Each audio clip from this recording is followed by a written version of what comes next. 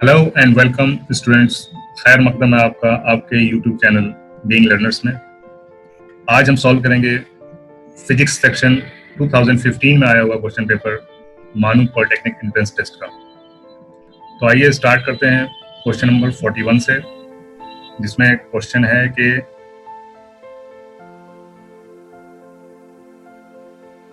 एक जिस्म जो अमूदन ऊपर की जानिब 20 मीटर पर सेकंड की रफ्तार से फेंका गया है, जिस्म किस इंतहाई बुलंदी यानी मैक्सिमम हाइट तक पहुंचेगा। तो यहाँ पे आपको मैक्सिमम हाइट निकालना है कि वो कितना डिस्टेंस ट्रेवल करेगा। इनिशियल स्पीड कितनी हो जाएगी इसकी 20 मीटर पर सेकंड, और जो फाइनल स्पीड होगी, फाइनल स्पीड क्या हो जाएगी, फाइनल स्पीड हो जाएगी 0 मीटर पर सेकंड। ठीक है, क्योंकि वहां पे जाकर रुक जाएगी। ठीक है, तो ये स्पीड नहीं वेलोसिटी की बात करते हैं। ठीक है, डायरेक्शन आपको पता है, इस चीज को वेलोसिटी में हम बात करेंगे। स्पीड और वेलोसिटी में क्या डिफरेंस है आपको पता होगा।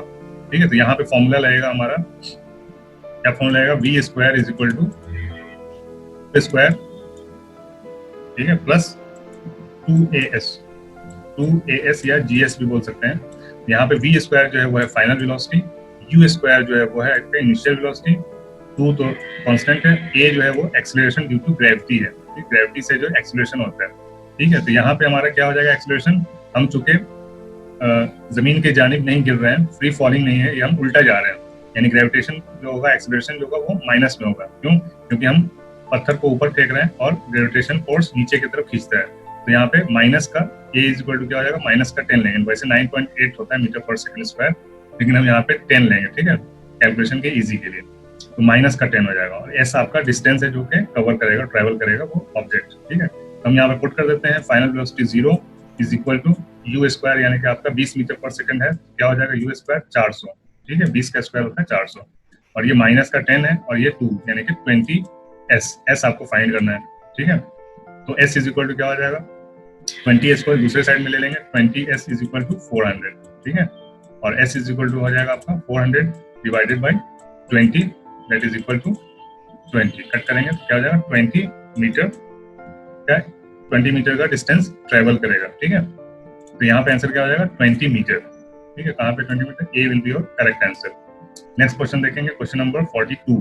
आम कुर्रे हवाई यानी एटमॉस्फेरिक प्रेशर के दबाव पर, यानी जो नॉर्मल एटमॉस्फेरिक प्रेशर अपने ऊपर 1 kg करते हैं, तो नॉर्मल एटमॉस्फेरिक प्रेशर पे हमारा पानी का नुक्ता जोश यानी कि बॉइलिंग पॉइंट कितना होता है। सबको पता है कि 100 डिग्री सेल्सियस पे हमारा पानी खौल जाता है, यानी कि बॉयल हो जाता है। ठीक है, बॉइलिंग पॉइंट जो है पानी का 100 डिग्री सेल्सियस है, तो आंसर आपका बी हो जाएगा यहाँ पे। नेक्स्ट क्वेश्चन देखेंगे, क्वेश्चन नंबर 43। 100 सेंटीमीटर तूल वाले सादा का सिंपल पेंडुलम का वक्त दौरान टाइम पीरियड मालूम कीजिए। ठीक है, क्या करना है आपको, टाइम पीरियड पता करना है। 100 सेंटीमीटर का उसका लेंथ है। ठीक है, एक पेंडुलम है, इसका 100 सेंटीमीटर का लेंथ है, 100 सेंटीमीटर। ठीक है, सिंपल पेंडुलम है ये। तो इसका टाइम पीरियड क्या होगा, तो टाइम पीरियड जो होता है वो होता है आपका 2 pi under root of L by G. ठीक है, L बाई जी, L क्या हो गया यहाँ पे, L है लेंथ है आपका जो कि 100 सेंटीमीटर है, और G जो है वो ग्रेविटेशनल फोर्स है, यानी कि 9.8 मीटर पर सेकंड या फिर 10 मीटर पर सेकंड स्क्वायर। ठीक है, तो यहाँ पे 10 लेंगे क्योंकि कैलकुलेशन में इजी होता है। 2 पाई और अंडर रूट ऑफ, और ये आपको ध्यान रखना है कि ये सेंटीमीटर में है, और जो ग्रेविटेशनल फोर्स का जो यूनिट है वो मीटर पर स्क्वायर सेकंड है। ठीक है, तो आपको इसको मीटर में ही लिखना होगा, तभी आपका कैलकुलेशन सही होगा।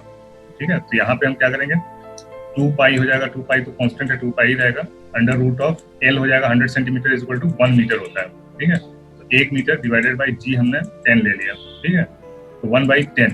ठीक है, तो 2 pi divided by root of 10, ये हो गया आपका। अब आपका पाई पता है आपका क्या होता है, 2 इंटू 3.14 होता है। ठीक है, और अंडर रूट 10 का वैल्यू भी अगर आप फाइंड करेंगे तो अप्रोक्सीमेटली इक्वल टू पाई आता है। ठीक है, ये क्या हो जाएगा, 3.16 आता है लगभग, तो ये अप्रोक्सीमेटली बराबर है, तो इसको कट कर देंगे, आपका 2 आ जाएगा आंसर। ठीक है, टाइम पीरियड कितना हो जाएगा, 2 सेकेंड्स। ठीक है, तो यहाँ पे हम देखेंगे सी है आपका आंसर, करेक्ट आंसर 2 सेकेंड। ठीक है, उम्मीद करता हूँ क्वेश्चन आपको समझ में आ रहा होगा। ठीक है, नेक्स्ट क्वेश्चन देखेंगे, क्वेश्चन 44। हीरो यानी कि डायमंड्स की चमक की असली वजह क्या है। डायमंड की जो चमक होती है, डायमंड क्यों चमकता है। ठीक है, तो डायमंड के चमकने की वजह क्या है। तो इसकी वजह जो होती है वो होती है इसका जो तराशने, डायमंड को तराशा जाता है। आपको पता है डायमंड अपने आप में कुछ नहीं होता है। डायमंड जब खदान से निकलता है तो उसको हम तराशते हैं। हीरे का तराशना ही उसको, उसकी कीमत को बढ़ाता है। तो जितना अच्छा तराशेंगे उतनी ज्यादा उसकी कीमत होगी। ठीक है, तो तराशने से क्या होता है, उसके अंदर जो कट्स लगते हैं तो वो एंगल पे डिपेंड करता है। ठीक है, तो जितना बारीक एंगल होगा उतनी ज्यादा चमक होगी डायमंड के अंदर। अच्छा, उससे क्या होता है, उससे होता है कि जो भी लाइट उसके अंदर, डायमंड के अंदर जो भी लाइट इंटर करती है, ठीक है, वो अंदर ही टकरा के अंदर ही स्पार्कल करती है, यानी कि अंदर ही चमकती है, टकराती रहती है अंदर, वो बाहर नहीं निकल पाती है। ठीक है, तो अंदर ही वो रिफ्लेक्शन होती रहती है। तो उससे क्या होता है, डायमंड बहुत देर तक चमकता रहता है। जब तक उस पर बाहरी लाइट नहीं पड़ेगी तब तक वो नहीं चमकेगा। अपनी चमक नहीं होती उसकी। बाहर से जो लाइट अंदर घुसती है डायमंड के अंदर, वो अंदर ही टकराते हुए बहुत देर तक टकराती रहती है, जिससे वो चमक पैदा होती है।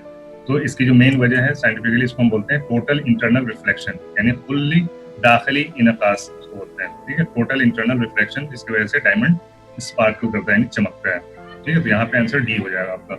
नेक्स्ट क्वेश्चन देखें, क्वेश्चन नंबर 45। सूरज की शुआओं का मुख्तलिफ विबग्योर में टूटना क्या कहलाता है? विबग्योर ये कलर है, ठीक है, violet, indigo, blue, green, yellow, orange, red. इस कलर में जो सूरज की रोशनाएं होती हैं वो टूट जाती हैं इन कलर्स में। ठीक है, इन सबको मिला देते हैं तो व्हाइट कलर की हमको लाइट दिखती है सूरज की। तो ये विबग्योर जो टूट जाता है इतने कलर्स में, तो इस टूटने को क्या कहते हैं? ठीक है, तो इस टूटने को कहते हैं हम नूर का फैलना। ठीक है, फैलना, फैलना इंग्लिश में बोलते हैं इसको स्कैटरिंग, स्कैटरिंग ऑफ लाइट। ठीक है, स्कैटरिंग ऑफ लाइट के ऊपर डॉक्टर सीवी रमन जो हमारे इंडिया के हैं, उन्होंने इसके ऊपर स्टडी किया था और 1925 में उनको नोबेल पुरस्कार भी इसी के लिए मिला था। यानी कि स्कैटरिंग ऑफ लाइट के बारे में उन्होंने स्टडी करके अपना पेपर दिया था, जिसके ऊपर उनको नोबेल प्राइज मिला था। उसको रमन इफेक्ट भी बोलते हैं। ठीक है, रमन इफेक्ट बोलते हैं। जो ये स्कैटरिंग से जो सूरज की शुआएं जो अलग अलग कलर की निकलती हैं उसका वेवलेंथ नापने के लिए उन्होंने स्टडी किया था। ठीक है, नेक्स्ट क्वेश्चन देखते हैं, क्वेश्चन नंबर, ठीक है, इसका मीनिंग अगर आपको नहीं पता है तो आप चेक कर सकते हैं। ठीक है, नूर का इंतशार, इंतशार बोलते हैं। इनकास तो पता है आपको, इनकास रिफ्लेक्शन को बोलते हैं। यहाँ पे आपने देख लिया, कुल्ली दाखिली इनकास, रिफ्लेक्शन ऑफ लाइट। ठीक है, इंतशार यानी कि इंतशार किसको बोलते हैं, इसको देख लीजिएगा, मुझे अभी याद नहीं आ रहा। ठीक है, इनकास, इनकास, नूर का फैलना यहाँ पे करेक्ट आंसर होगा।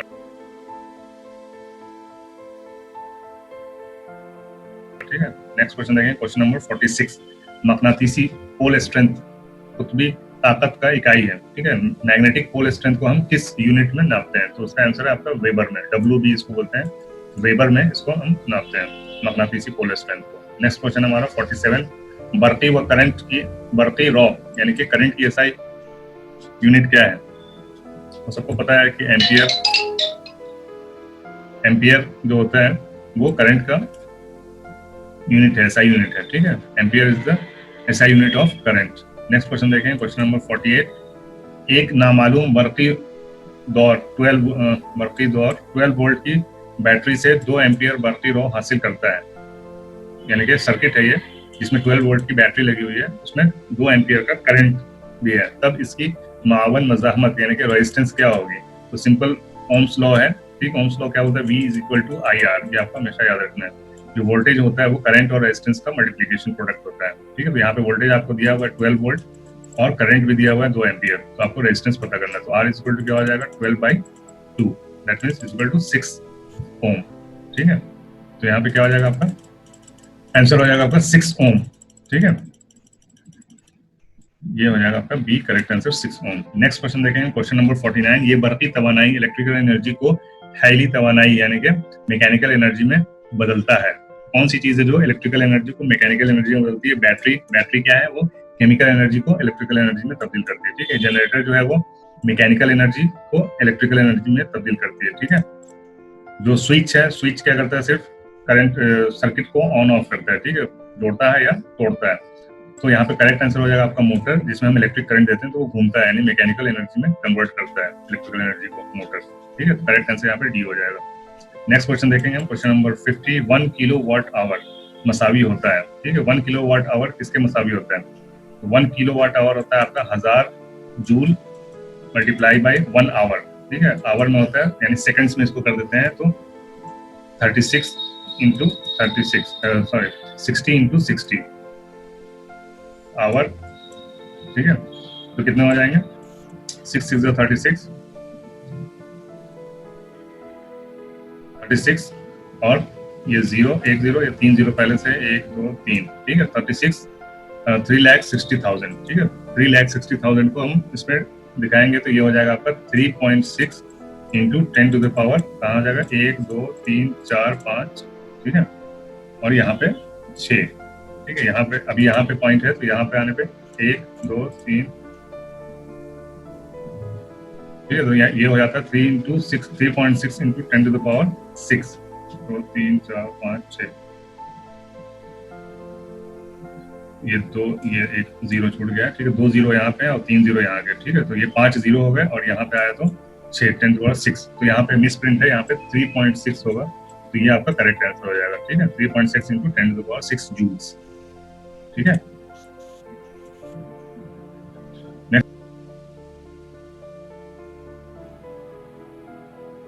नेक्स्ट क्वेश्चन देखेंगे हम, क्वेश्चन नंबर 51, ठीक है 51 में क्या है, एक छोटे से बल्ब के सिरों पर, ठीक है एक बल्ब है,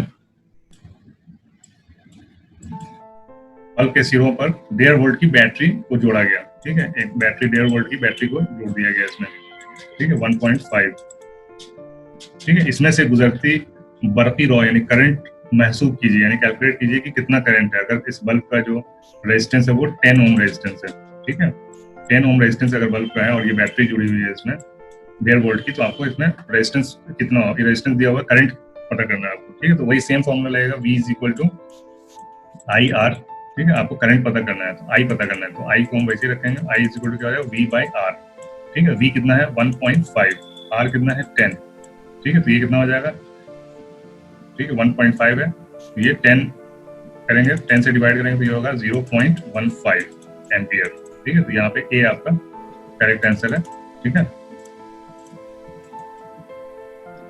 कितना हो जाएगा 0.15 एम्पियर, ठीक है करेक्ट आंसर हो जाएगा ए।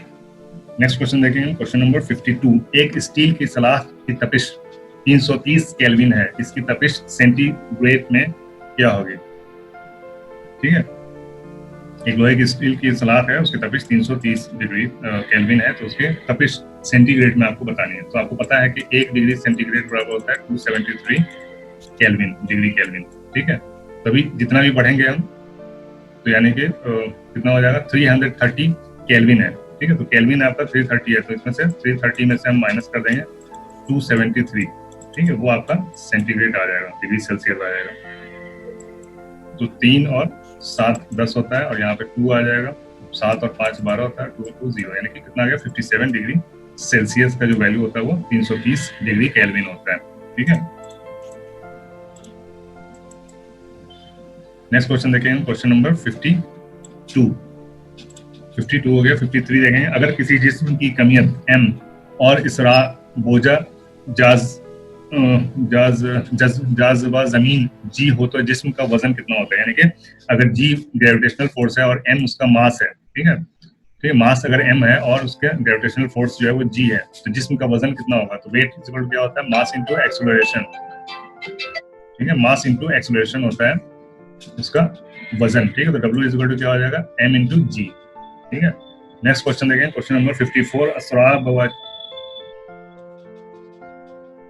नेक्स्ट क्वेश्चन देखें, क्वेश्चन नंबर 54 असरा बवजा जाज़बा जमीन यानी कि ग्रेविटेशनल फोर्स, ठीक है बहुत ही टफ उर्दू है ये, एक्सेलरेशन ड्यू टू ग्रेविटी यानी ग्रेविटेशनल फोर्स जो होता है जी की बात हो रही है, ठीक है जी की इकाई क्या होती है, तो पिछले बहुत सारे क्वेश्चन में मैंने नाम दिया है, मीटर पर सेकंड स्क्वायर इसकी यूनिट होती है, ठीक है। नेक्स्ट लास्ट क्वेश्चन देखेंगे, क्वेश्चन नंबर 55 इस पार्ट के लिए, जमीन मरकजी नजरिया यानी जियोसेंट्रिक थ्योरी को सबसे पहले किसने पेश किया था, ठीक है तो जमीन जियोसेंट्रिक थ्योरी जो है सबसे पहले टॉलमी इसको बोलते हैं, टॉलमी से नाम है, ठीक है पी से स्टार्ट होता है लेकिन इसका जो प्रोनाउंसिएशन है वो टॉलमी के नाम से पी साइलेंट रहता है, ठीक है जैसे साइकोलॉजी में पी से स्टार्ट होता है लेकिन साइकोलॉजी बोलते हैं, उसी तरह ये टॉलमी नाम से है, पी टॉलमी, ठीक है पी नहीं बोलते हैं टॉलमी बोलते हैं, साइंसदान का नाम है जिन्होंने जियोसेंट्रिक थ्योरी दी।